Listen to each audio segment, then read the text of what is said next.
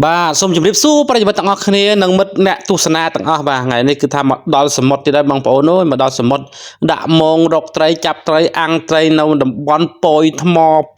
ខែកបីបងប្អូនហ្នឹងហើយស្ថិតនៅទីក្រុងកំពង់សោមបងប្អូនណែកន្លែងដែលខ្ញុំឈរថតនេះបងប្អូនណាគឺថាទេសភាពស្អាតណាស់បងប្អូនអូយមានថ្មមានអីចឹងទៅបងប្អូនណាហើយអាំងត្រីអាំងអីចឹងទៅគឺថា the best តែម្ដងបងប្អូនហ្នឹងហើយអញ្ចឹងកុំឲ្យខាត់ពេលយូរគឺចូលក្នុងវីដេអូពេញរបស់ខ្ញុំតែម្ដងបងប្អូនបន្ទាប់ពីខ្ញុំចូលទៅផែត្រីមើលគេស្ទូចត្រីមកសបកធំហើយក៏បែកគំនិតបាទក៏បែកគំនិតទៅសមុទ្របងប្អូនណាបែកគំនិតទៅសមុទ្រព្រោះថាមើលគេស្ទូចត្រីមកសបកហើយក៏បាននឹកឃើញពយថ្មនេះអាឡៃផែកបីនេះបងប្អូនមើលទៅឃើញស្ពានកោះពោះបងប្អូនណាគឺស្រស់ស្អាតណាស់ទេសភាពគឺថាខ្ញុំដើរចាប់ត្រីបងប្អូនទីពីរដំបងឡើយគឺថាចាប់បានត្រីមួយបងប្អូនណាចាប់ត្រីនៅក្បែរថ្មហ្នឹងបងប្អូនហ្នឹងហើយចាប់បានត្រីមួយបងប្អូនណាខ្ញុំចាប់បានត្រីមួយចាប់មែនតែនបងប្អូនមិនមែនយកស្អីទៅដាក់ណាឬក៏មិនមែនជាប់មកដែរត្រីនេះបាទហ្នឹងហើយគឺថាចាប់បានតែម្ដងនៅក្បែរថ្មត្រីកតាំងផេះនេះគេហៅថាត្រីកតាំងផេះបងប្អូនហើយបន្ទាប់មកហើយក៏ខ្ញុំចុះទៅដាក់មងបងប្អូនណាបន្ទាប់មកហើយខ្ញុំចុះទៅដាក់មងហ្នឹងហើយមងខ្ញុំនឹងគឺថាមងទៅតែទិញថ្មីចាស់តែម្ដងបងប្អូនប៉ុន្តែកន្លែងនេះគឺដាក់អត់បានទេបងប្អូនគឺជាប់តែស្មៅបងប្អូនណាជាប់តែស្មៅបងប្អូនគឺស្មៅដុះនៅជាប់ថ្មហ្នឹងបងប្អូនមិនដឹងជាត្រីទៅណាអស់កន្លែងហ្នឹងគឺបាត់ត្រីអស់ប៉ុន្តែគឺខ្ញុំដាក់ពីរខ្សែបងប្អូនណាខ្ញុំដាក់មងពីរខ្សែកន្លែងហ្នឹងមួយខ្សែហើយកន្លែងមើលទៅអាកន្លែងទេសភាពមើលទៅឃើញស្ពានកោះពោះមួយខ្សែទៀតបងប្អូនណាហ្នឹងហើយអញ្ចឹងកន្លែងនេះគឺខ្ញុំសារឡើងព្រោះថាអត់មានត្រីទេបងប្អូនអត់មានត្រីទេកន្លែងនេះគឺខ្សាឡើងហើយថាទឹកសមុទ្រទេសភាពគឺថា the best តែម្ដងបងប្អូនអូយមេឃស្ងប់ខ្យល់ស្អាតណាស់សម្រាប់បងប្អូនដែលចូលចិត្តដូចជាខ្ញុំអញ្ចឹងណាលើវិស័យដើរលេងចេះបងប្អូនណាបងប្អូនមកកន្លែងនេះគឺថាមិនខកបំណងទេបងប្អូន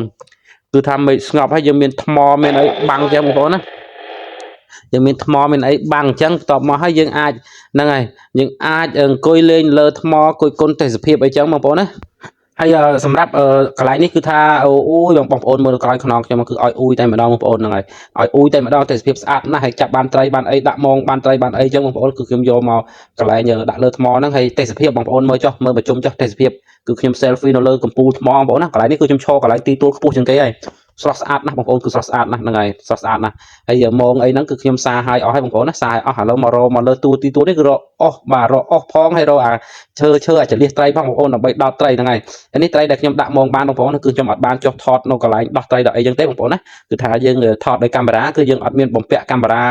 នៅក្បាលនៅអីគេដូចគេទេគឺអត់មាន GoPro ទេគឺខ្ញុំកាមេរ៉ាទូរស័ព្ទអញ្ចឹងហើយយើងអត់បានយកទៅក្នុងទឹកទេបងប្អូនហើយសម្រាប់ត្រីដែលដាក់បានគឺថាបងប្អូនអូយស្រស់ស្រស់បងប្អូនកតាំងគេហៅថាកតាំងផេះបងប្អូនណាត្រីកតាំងផេះណាបងប្អូនណាអូល្អណាស់បងប្អូនត្រីច្រើនមែនទែនបងប្អូននៅក្នុងថ្មតែវាមិនចេញបងប្អូនណាវាមិនចេញពីថ្មជាប់មងយើងខ្ញុំដាក់បានប្រហែលបាន6 7ត្រីបងប្អូនគឺថាធំល្អណាស់បងប្អូនហើយត្រីនេះបើសិនយើងស្ងោរម្ជូរស្ងោរជ្រក់អីឆ្ងាញ់ណាស់បងប្អូនដែលធ្លាប់ហូបដឹងហើយពីគុណភាពត្រីនេះបងប្អូនណាគុណភាពវាគឺមានរសជាតិឆ្ងាញ់ណាស់សាច់ផ្អែមហើយស្បែកស្វិតគឺថាល្អគឺថា the best តែម្ដងបងប្អូនណាហើយត្រីកតាំងនេះគេហៅថាត្រីកតាំងអូបបងប្អូនមិនសូវឆ្ងាញ់ទេបាទចាញ់អាកតាំងនោះបងប្អូនឥឡូវនេះគឺខ្ញុំប្រមូលដាក់ម្ដុំហើយដើម្បីយើងយកទៅអាំងបងប្អូនណាយើងយកទៅអាំងឲ្យភ្លើងឲ្យបកាត់ឆេះអស់ហើយបងប្អូនហើយគឺខ្ញុំមកម្ដងនេះគឺមកពីអ្នកប្រូ